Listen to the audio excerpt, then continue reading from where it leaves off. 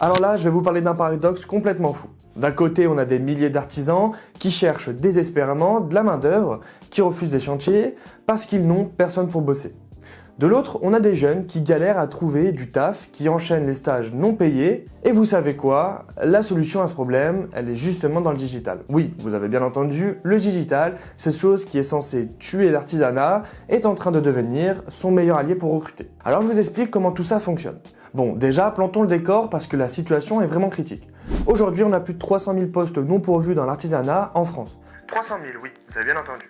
Et le pire, c'est que dans les 10 prochaines années, 750 000 artisans vont partir à la retraite. C'est énorme, mais attendez, il y a quelque chose d'encore plus fou. Pendant des années, ces entreprises artisanales avaient du monde qui venait naturellement. Le bouche-à-oreille fonctionnait, le fils reprenait l'affaire du père, les apprentis venaient frapper à la porte, mais tout ça, c'est terminé. Pourquoi? Parce que le modèle traditionnel de recrutement est complètement cassé. Les jeunes ne connaissent même plus d'artisans dans leur entourage, ils ne savent même pas que ces métiers existent, ou alors ils en ont une image complètement déformée, mal payée, dos cassé, pas d'avenir, alors qu'en vrai, un plombier qualifié peut facturer facilement 60 à 70 euros de l'heure et se faire facilement 3 à 4 000 euros net par mois. Le truc, c'est que pendant ce temps-là, ces mêmes jeunes passent 4 à 5 heures par jour sur les réseaux sociaux, ils scannent TikTok, Instagram ou YouTube, et là-bas, qu'est-ce qu'ils voient? Eh bien, des influenceurs, des développeurs qui codent depuis Bali, des coachs en développement personnel, mais des artisans, eh bien, quasiment rien.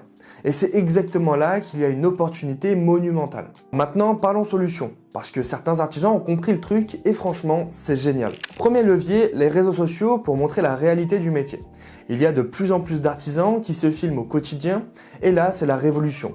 Un menuisier qui filme la création d'une bibliothèque sur mesure en timelapse sur TikTok, eh bien ça fait des millions de vues. Un électricien qui explique comment il câble une maison en rénovation, c'est fascinant. Et un maçon qui montre la transformation complète d'une ruine en maison de rêve, les gens adorent. Pourquoi ça marche? Parce que c'est concret, c'est visuel et c'est satisfaisant à regarder. Les gens découvrent que c'est créatif, technique et valorisant. Et surtout, ils découvrent les vrais salaires, les vraies conditions de travail. Un artisan qui filme son quotidien et qui dit « Là, je facture 800 euros pour cette journée », ça fait réfléchir un jeune qui sort d'un stage non payé. Deuxième levier, les annonces d'emploi qui claquent. Fini les annonces sur Pôle emploi qui rassemblent un mode d'emploi de machine à laver. Maintenant, on voit des artisans qui recrutent directement sur LinkedIn, sur Facebook, sur Instagram, avec des vraies vidéos, des stories et aussi des témoignages d'employés. Il y a des entreprises de plomberie qui font des campagnes de recrutement sur Instagram, avec des carousels qui montrent le salaire exact, les avantages, les photos de l'équipe en train de déjeuner ensemble, le camion de fonction, les horaires et j'en passe.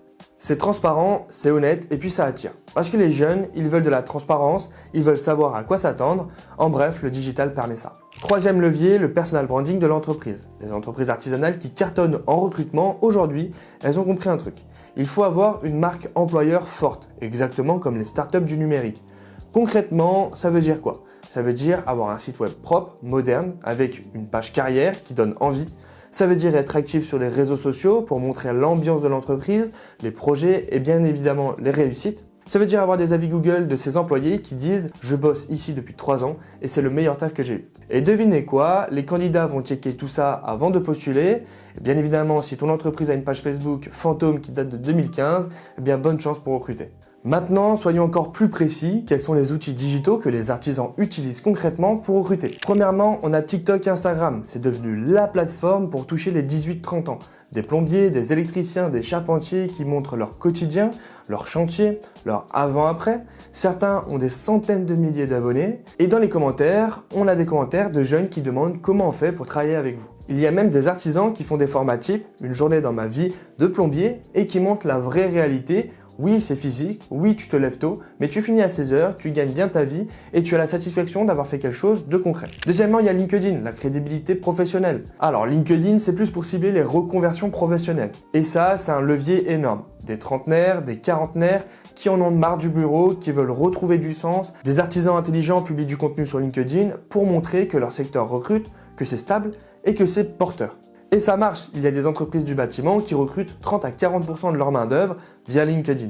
Maintenant, il y a YouTube, le contenu de fond. YouTube, c'est parfait pour aller plus loin, des tutos, des explications de chantier, des interviews d'apprentis ou d'ouvriers qui parlent de leur parcours. C'est plus long, c'est plus posé, mais ça permet vraiment de donner envie et de déconstruire les clichés. Il y a même des artisans qui font des formats type « Combien je gagne réellement par mois en tant que X ?» et qui détaille absolument tout. Et c'est ultra transparent et ça attire énormément de candidatures. On a ensuite les plateformes de recrutement spécialisées. Il y a aussi tout un écosystème de plateformes spécialisées dans l'artisanat qui se développe. Des apps, des sites qui mettent en relation directement les artisans et les candidats avec des systèmes de matching basés sur les compétences, la localisation et les préférences. Certains proposent même de la formation intégrée et de l'accompagnement. C'est beaucoup plus efficace que les canaux traditionnels. Les partenariats aussi avec les écoles ou centres de formation. Là où certaines entreprises sont vraiment malines, c'est dans leur partenariat avec les établissements de formation. Des lycées professionnels comme les Compagnons du Devoir, les CFA, Centres de formation d'apprentis, du bâtiment, les écoles de la Fédération française du bâtiment ou encore les établissements spécialisés comme l'École supérieure de charpente et de construction bois. Ces entreprises interviennent directement dans les écoles, démonstrations de métiers, journées portes ouvertes sur leur chantier, des témoignages de leur équipe et le résultat, elles se constituent un vivier de main-d'œuvre ultra motivé, des jeunes qui ont déjà une vraie passion pour le métier avant même d'avoir signé leur contrat d'apprentissage. Alors certains artisans vont même plus loin en proposant des challenges, des mini-projets avec les élèves ou en parrainant des classes.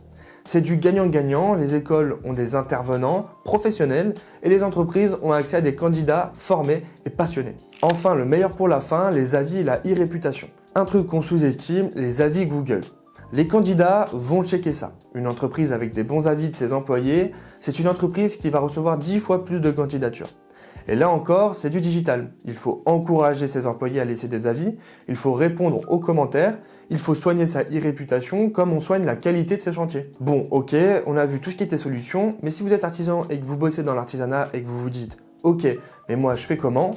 Eh bien voilà les étapes concrètes. Étape 1, commencez simple. Prenez votre smartphone, filmez un chantier, une réalisation dont vous êtes fier et mettez ça sur Instagram ou TikTok avec un texte simple du genre « Voilà ce que l'on fait au quotidien ». C'est tout et il n'y a pas besoin d'être parfait au début. L'étape 2, soyez régulier. Le digital, c'est comme le sport, ça marche si vous êtes régulier. Une story par jour, un post par semaine. Montrez votre quotidien, vos équipes, vos projets.